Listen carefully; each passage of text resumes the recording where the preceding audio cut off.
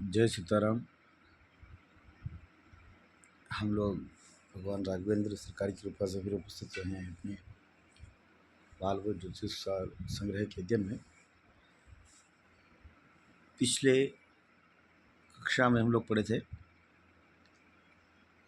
गर्भाधान, पुंसवन, सीमंतोन्नयन, कर्म और संस्कार के विशेष में कुछ ज्ञातव्य जो है कि चंद्र विचार कहाँ किसको करना चाहिए। जैसे विवाह है, गर्भ संस्कार, चंद्र शुद्धि स्त्रिया अभी भूपाम्बरादिकारेषु भर्तुर्वैन्दवं बलम, भर्तुः एव ऐन्दवं बलम। तो विवाह, गर्भाधान, पुंसवन, सीमंतोन्नयन जो संस्कार है उनमें स्त्री को भी चंद्रबल, स्त्रियों के भी चंद्रबल का विचार करना चाहिए। और जो आभूषण, वस्त्र धारण आदि जो कार्य हैं इनमें पुरुष के नाम से चंद्रबल का विचार करना चाहिए। ये हम लोग पढ़े थे। और यही जो अगला श्लोक है उसके बारे में जो सीमंतोन्नयन, पुंसवन संस्कार की जब चर्चा कर रहे थे उसमें बताया था कि गुरु शुक्र दोष का, गुरु शुक्र अस्त का दोष इन संस्कारों में नहीं है। वही बात अब आगे कह रहे हैं कि गर्भाधानादि संस्कारे तथा अन्नप्राशने शिशोः न तत्र गुरु शुक्रास्तम अन्नग्रासादि दूषणम। कह रहे हैं कि गर्भाधान आदि संस्कार है, गर्भाधान आदि जो गर्भ के अंदर के जो संस्कार है, पुंसवन, सीमंतोन्नयन इत्यादि, और तथा अन्नप्राशने शिशोः, तथा अन्नप्राशन का जो संस्कार है, संस्कार जितने भी हैं मतलब अन्नप्राशन, कर्णभेद, मतलब चोल कर्म जो होता है, चूड़ाकरण जो मतलब मुंडन संस्कार जिसको बोलते हैं, उससे पहले पहले जितने संस्कार हैं उनमें गुरुअस्त दोष का विचार नहीं करना चाहिए। यही कह रहे हैं कि गर्भाधानादि संस्कारे तथा अन्नप्राशने शिशोः न तत्र गुरु शुक्रास्तम अन्नग्रासादि दूषणम। यहाँ गर्भाधानादि संस्कार में तथा बालक, जब बालक के 6 मास पर्यंत, जन्म होने के 6 मास बाद हम लोग अन्नप्राशन जो संस्कार करते हैं, इन सब में गुरु शुक्र के अस्त का दोष नहीं जानना चाहिए। और जो नवान्न भोजन हम लोग मुहूर्त प्रकरण में पढ़े ना, नवान्न भोजन भक्षण है ना, और उसका नवान्न भोजन चक्र भी है, तो उनका विचार नहीं करना चाहिए यहाँ पर, क्योंकि वो नव अन्न नहीं है, बालक भी नया है और अन्न भी उसके लिए नया है। तो यहाँ ये सारी प्रक्रिया नहीं होगी। केवल जो अन्नप्राशन का जो मुहूर्त है, जो समय है, जो तिथि नक्षत्र इत्यादि दिए हैं, उनका योग करके अन्नप्राशन के संस्कार करना चाहिए। बस यही कह रहे हैं कि गर्भाधानादि संस्कारे तथा अन्नप्राशने शिशोः न तत्र गुरु शुक्रास्तम अन्नग्रासादि दूषणम।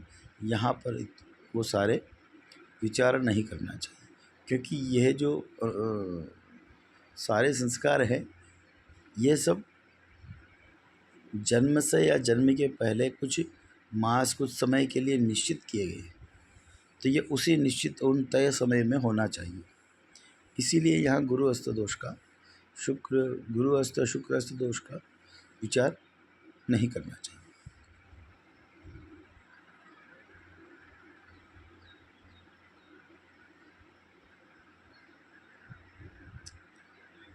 अब जो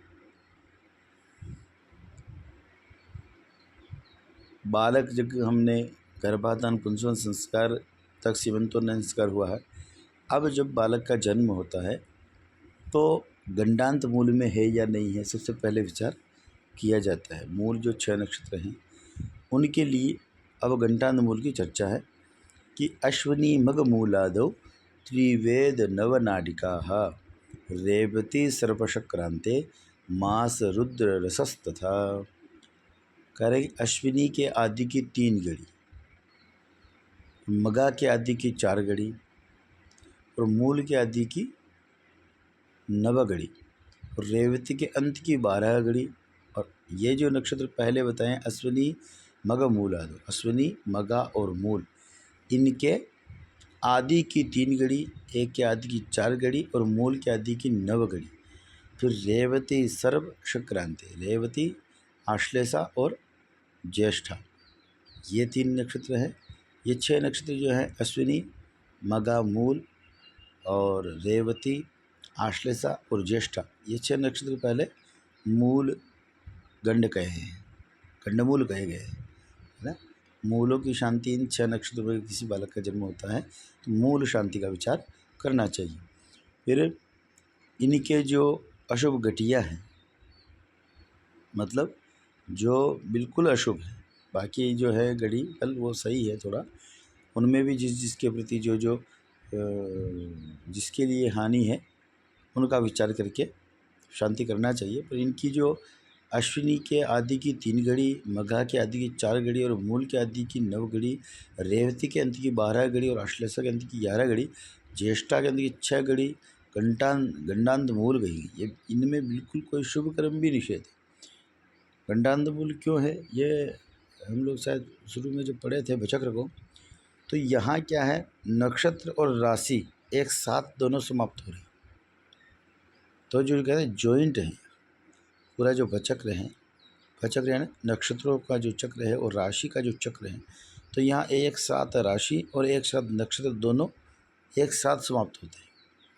बाकी आप देखेंगे तो जैसे अश्विनी मेष राशि जब पढ़ेंगे तो मेष राशि जो है 2.25 नक्षत्र रहेगी, तो अश्विनी भरणी और कृतिका का प्रथम पाद, तो एक नक्षत्र में 2 राशियाँ हैं, 2 राशियाँ आ रही है ना, भरणी में कृतिका में 3 नक्षत्रों में वृषभ चलेगी, 3 पादों में चलेगी वृषभ और 1 पाद में मेष होगी। तो ऐसा हर जगह एक नक्षत्र में कई कई संयुक्त राशि मिल रही है। पर जो ये नक्षत्र हैं जैसे अश्विनी और रेवती, रेवती पे मीन खत्म हुई और अश्विनी पे मेष प्रारंभ हुई, तो यहाँ जो है दोनों एक साथ समाप्त हुई। रेवती के समाप्त होने पर मीन समाप्त हुई और अश्विनी के प्रारंभ होने से मेष प्रारंभ हुई। तो ये जहाँ जहाँ राश्यंत और नक्षत्रांत हैं वही जो है गंडांत है, मूल गंडांत है, ऐसा आपको जानना चाहिए। और फिर आद्य पादे पितुरहंती, अब इनमें जो 4 पाद है, प्रत्येक नक्षत्र के 4 पाद हैं, वो जो हैं किस पाद में बालक का जन्म हुआ है उसके अनुसार वह किसके लिए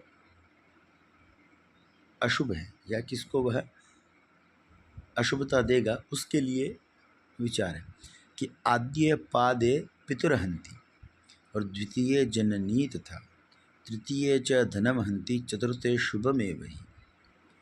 कह रहे हैं कि आद्य पादे पितुरहंती, द्वितीय जननीम तथा तृतीय च धनमहंती और चतुर्थे शुभमेव ही। अब जो ये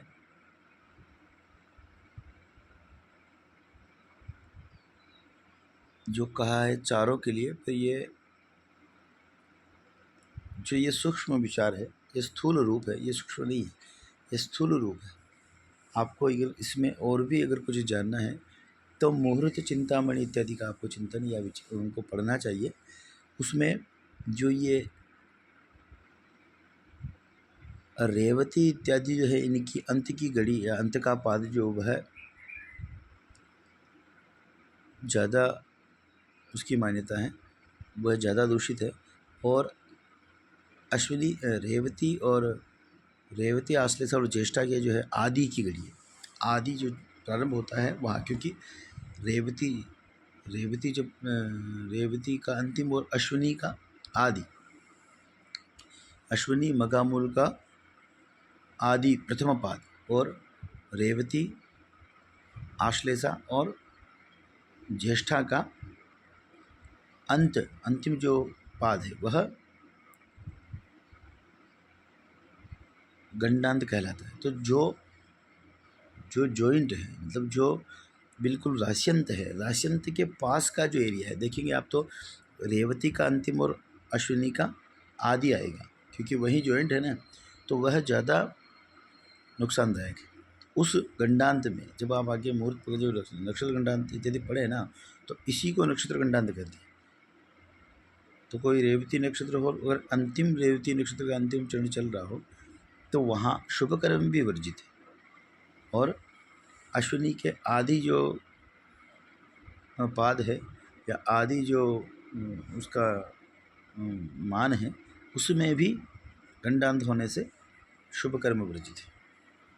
तो ये आप दोनों का विचार करिए। यहाँ केवल जो नीचे फल दिया है वह आद्य पादे पितुरहंती, यानी कि आदि पाद यानी अश्विनी मगा मूलादि जो नक्षत्र हैं उनका दिया है। इसका तद विपरीत जो है ये रेवती और आश्लेषा और ज्येष्ठा के लिए होगा, क्योंकि इनके अंतिम पाद से आधे पादे पितुरहंत, तो अंत पादे पितुरहंते ऐसा समझ, क्योंकि वो लास्ट वाले पाद ज़्यादा नुकसान होंगे। और धीरे धीरे ऊपर बढ़ते बढ़ते वह, जिससे तीसरा अच्छा होगा थोड़ा, तो दूसरा और अच्छा होगा, पहला बिल्कुल अच्छा है।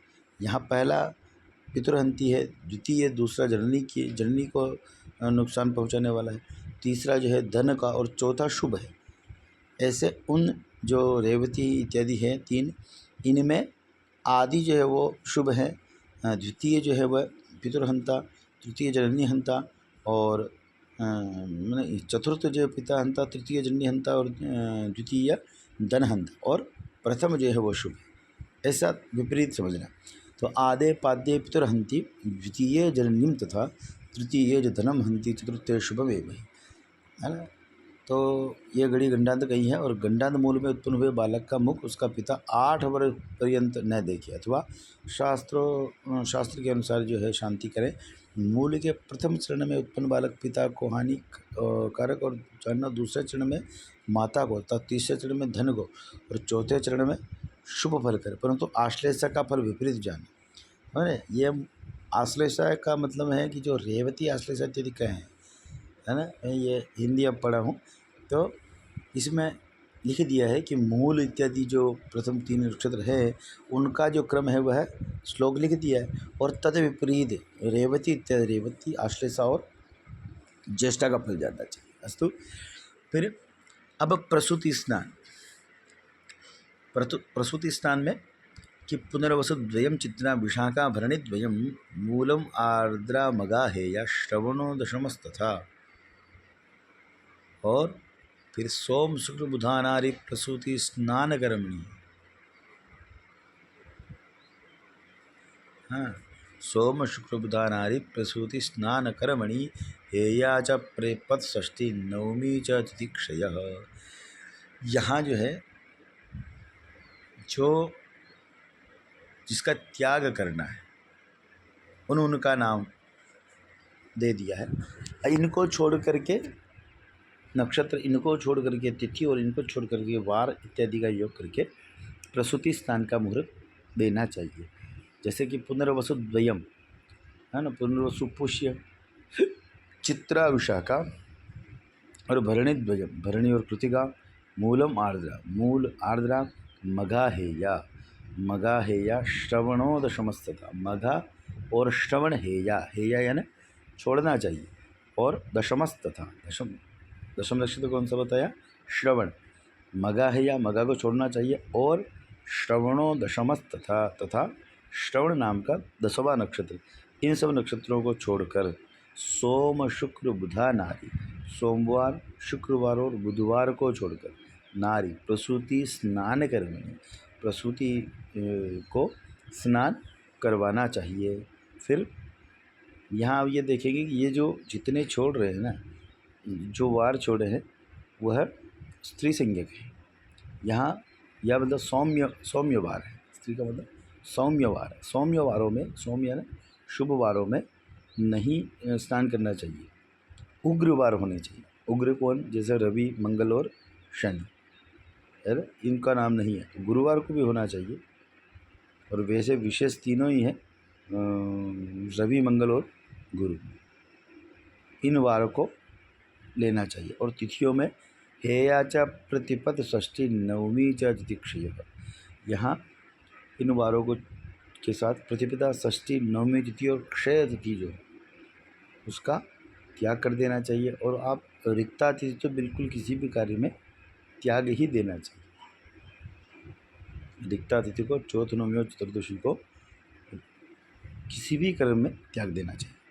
तो यहाँ नवमी, षष्ठी और प्रतिपदा तिथि को त्याग करके प्रसूता स्त्री को स्नान करने का मुहूर्त प्रदान करना चाहिए। अब जो है नामकरण संस्कार। नामकरण संस्कार में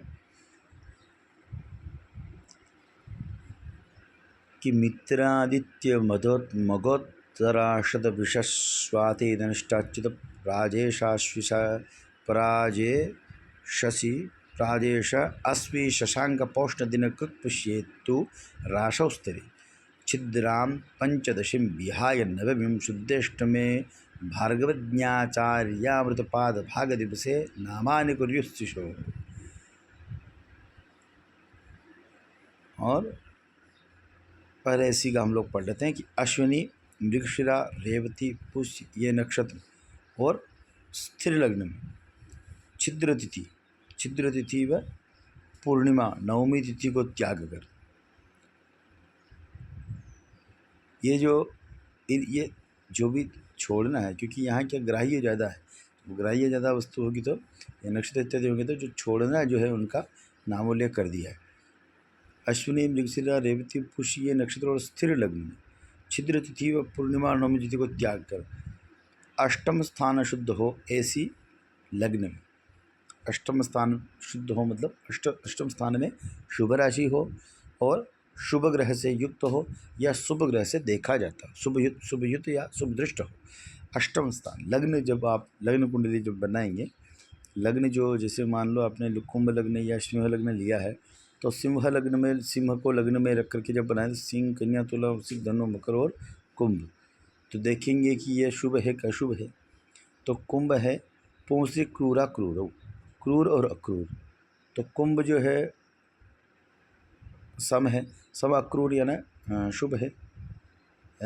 अब जो है उस पर किसी शुभ ग्रह की दृष्टि हो या शुभ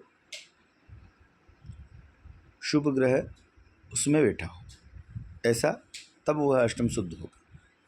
जब भी लग्न देखें, जो जैसा जैसा विचार आएगा हम लोग उस पर चर्चा करेंगे। फिर यहाँ आया अभी कि शुद्धे अष्टमे भार्गवज्ञाचार्यामृत पाद भाग दिवसे नामानि कुर्युशिशो हो, तो अष्टम स्थान शुद्ध हो ऐसी लग्न हो और शुक्र बुध गुरुवार को पूर्वाह्न समय में, पूर्वाह्न या बिल्कुल प्रातःकाल पूर्वाह्न समय बालक का नामकरण करना चाहिए। उसमें भी अमावस्या क्रांति लिखा है, अमा संक्रांति विशिष्टायं तु प्राप्त काले नाचुरेत। फिर उसमें लिखा है अमावस्या और संक्रांति और भद्रा इनके प्राप्त काल में भी नामकरण न करें। मान लो भद्रा काल हो, अमावस्या हो, मासांत हो और संक्रांति हो, विष्टि हो, तो संक्रांति दिन हो, सूर्य जिस दिन संक्रमण करता हो, सूर्य राशि परिवर्तन जिस दिन करते हो वह संक्रांति दिवस है, तो उस दिन भी नामकरण संस्कार या कोई भी शुभ कर्म नहीं करना चाहिए। फिर सर्मांतम ब्राह्मणस्य स्यात् वर्मांतम क्षत्रियस्य च और वैश्यस्य धन संयुक्तम शूद्रस्य प्रेयस संयुक्तम। नामकरण संस्कार करने के लिए जब नाम धरा जाता है तो बालक, जो ब्राह्मण बालक का नाम हो तो शर्मांत रखें, तुम शर्मा रखें, और जैसे देवदत्त शर्मा, और क्षत्रिय का नाम हो तो वर्मांत रखें, जैसे यज्ञदत्त वर्मा, और वैश्य का नाम धन संयुक्त तथा गुप्त इत्यादि, गुप्त अंत हो गुप्तांत रखें, और जैसे धनपति, चंद्रगुप्त आदि, और शूद्र का नाम दासांत रखें, जैसे रामदास, देवदास आदि। और होरा चक्र में जिस नक्षत्र के जिस चरण में जो अक्षर जन्म समय हो उसी अक्षर का नाम रखा जाता है। यहाँ अलग अलग विचार है। कोई कहते हैं कि जो जन्म नाम आया है वह गुप्त होना चाहिए, पर यहाँ उस बालक का जो परिचय है उस चंद्र की स्थिति में, उसी नक्षत्र, उसी पाद पर जो वर्ण आया है उसी के नाम से उनका प्रचलन होना चाहिए। तो ये कह रहे हैं कि होड़ा चक्र में जिस नक्षत्र के जिस चरण में जो अक्षर जन्म समय हो उसी अक्षर पर नाम रखना चाहिए। और यह केवल जो आप पढ़ रहे हैं संस्कार प्रकरण में संस्कार का मुहूर्त कैसे किस स्थिति में नामकरण करना चाहिए, कैसे करना चाहिए, ये सब पढ़ने के लिए मुहूर्त चिंतामणि आदि अन्य जो बड़े ग्रंथ हैं उनका अध्ययन करना चाहिए। यह पढ़ने के बाद आपको मुहूर्त चिंतामणि इत्यादि ग्रंथ जो है मुहूर्त दैवज्ञ हैं, ये सब पढ़ने में, मुहूर्त गणपति है, ये पुस्तकें पढ़ने में आसानी, ठीक है, क्योंकि हम लोग जो पढ़ रहे हैं वो बालबोध ज्योतिष सार के रूप में पढ़ रहे हैं। बिल्कुल सरल ज्योतिष में जो प्रवेशिका है मुहूर्त प्रकरण में, वही हम लोग पढ़ रहे हैं। ठीक है, सीताराम सभी को। आज इतना ही।